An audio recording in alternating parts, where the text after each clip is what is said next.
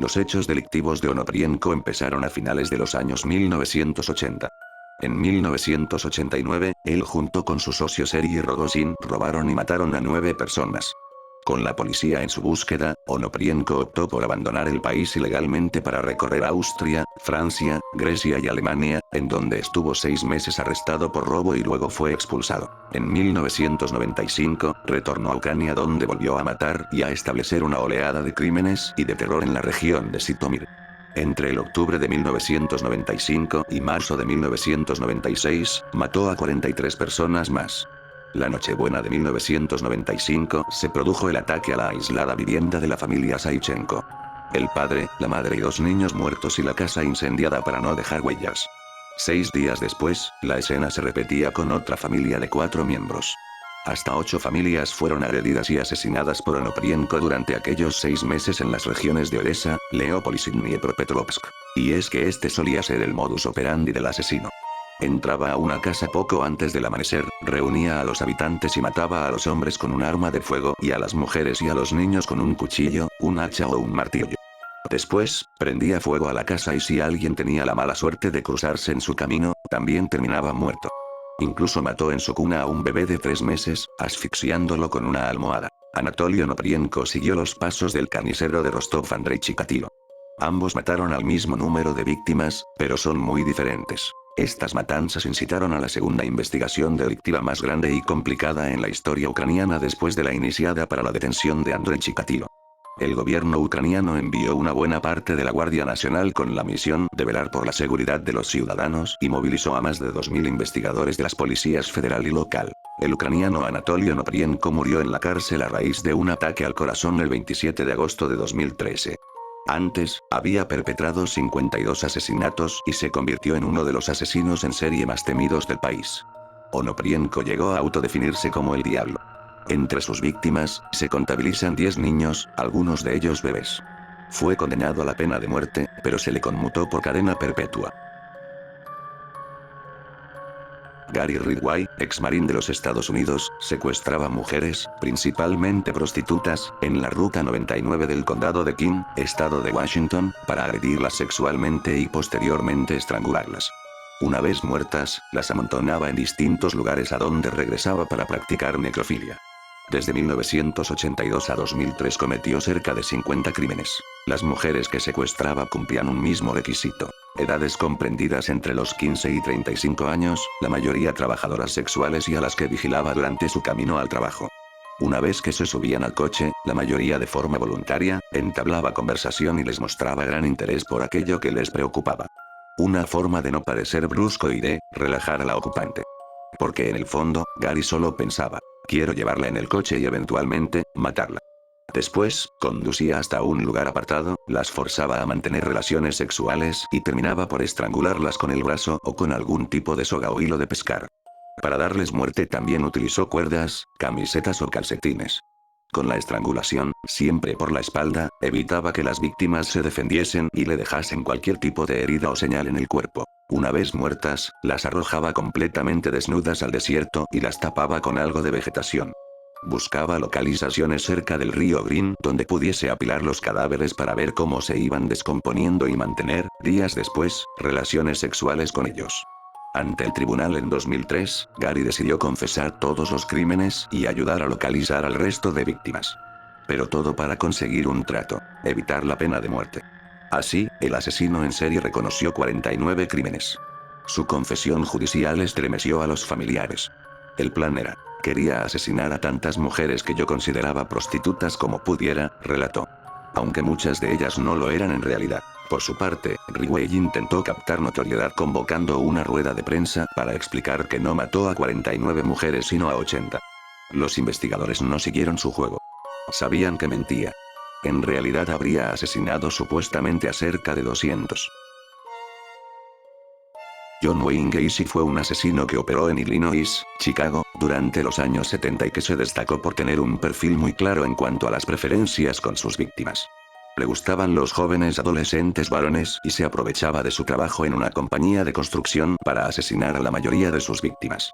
La ineficacia de las autoridades junto a su buena suerte y reputación evitaron que fuera capturado durante muchos años a pesar de que tuvo varios encontronazos con la ley. John Wayne Gacy, conocido como Pogo, el payaso asesino, era considerado por sus vecinos como una persona agradable, respetado y con grandes ambiciones en su comunidad de Illinois, Chicago, Estados Unidos.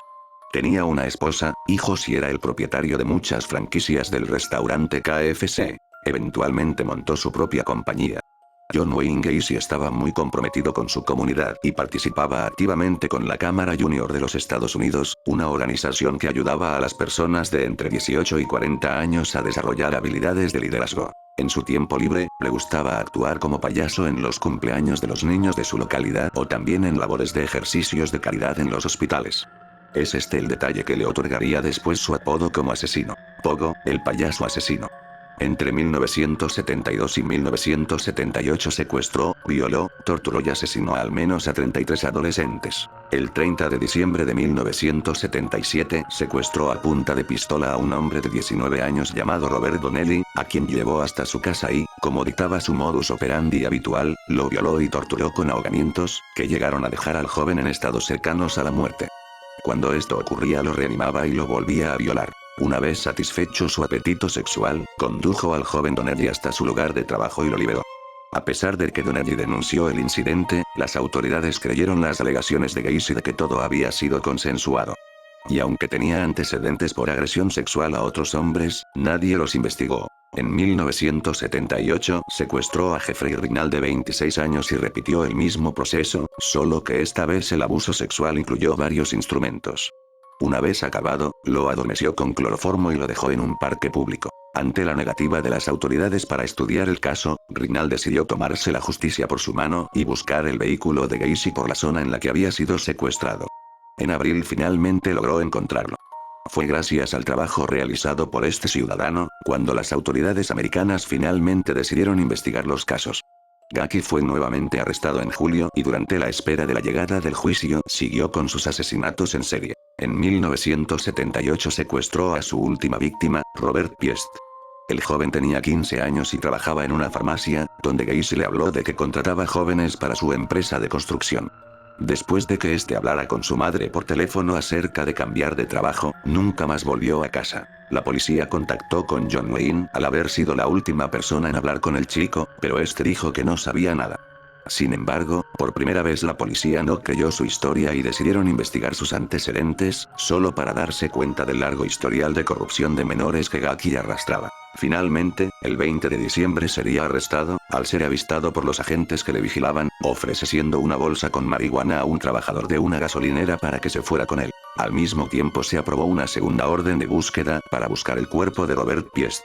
Los agentes empezaron por el espacio debajo de la casa de Gacy, donde no encontraron a Piest, pero sí muchos otros cuerpos. El 25 de diciembre Gacy confesó todo y el número de cuerpos en su casa era tan grande que se necesitaron de varios meses para sacarlos todos. Se halló un total de 29 cuerpos, el resto habían sido arrojados a un río porque se había quedado sin espacio. John Wayne Gacy fue sentenciado a muerte el 12 de marzo de 1980. A pesar de que intentó apelar en numerosas ocasiones, fue ejecutado por inyección letal el 10 de mayo de 1994. El 24 de noviembre de 1946 nacía en Vermont, Estados Unidos. Uno de los asesinos en serie que más impacto tendría en la sociedad moderna americana, Ted Bundy.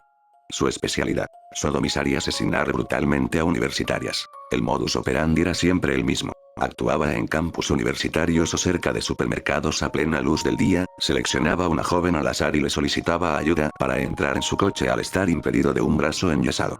Habiéndose acercado a la víctima, la golpeaba con una barra y la introducía en el coche para llevarla a algún lugar donde sodomizarla con retorcidas vejaciones. Cumplido su cruento ritual, la asesinaba y realizaba prácticas necrofílicas. Con esta táctica secuestró, violó y asesinó de forma violenta a un gran número de estudiantes de varias universidades de los estados de Oregón, Utah, Colorado y Florida y a varias niñas entre 1974 hasta 1978.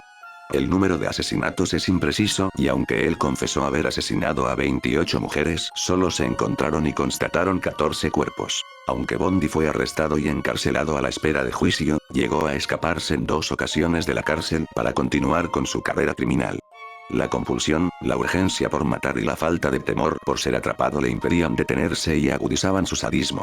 Lejos de mostrar un perfil de psicópata reactivo, que mata solo cuando se siente presionado mentalmente, Bond era un adicto. Necesitaba su dosis de secuestro, violación y muerte. Tras su segunda fuga el 30 de diciembre de 1977 y un vago intento de pasar desapercibido cerca de Miami, la sed de sangre de Bondi volvió a desatarse. Su último objetivo, en enero de 1978, fueron las estudiantes que estaban en la fraternidad Chi Omega de la Universidad Estatal de Florida. Bond entró en el edificio de noche y, habitación por habitación, golpeó a las estudiantes con un leño de madera, destrozándoles el cráneo para morder y mutilar sus cadáveres. Esa misma noche, asaltó la casa de su penúltima víctima, Cheryl Thomas, con quien de nuevo repitió su ritual. Días más tarde aún le quedarían más fuerzas para ponerle la guinda a su carrera sangrienta con otra violación y asesinato desmedidos. Una niña de 12 años. Ted Bundy sabía cómo manejarse ante la ley y utilizó toda su perspicacia y conocimiento legal para eludir y dilatar su condena. Llegó incluso a representarse a sí mismo en un proceso judicial que duró 5 años desde su acusación en 1975 y hasta la sentencia. En 1980 fue condenado a la silla eléctrica gracias a la prueba concluyente del odontólogo forense, que identificó la morfología de su dentadura en una de las víctimas. Ted Bundy fue ejecutado 9 años más tarde, dejando tras de sí una lista de 28 víctimas y un pasado negro en la historia de Estados Unidos.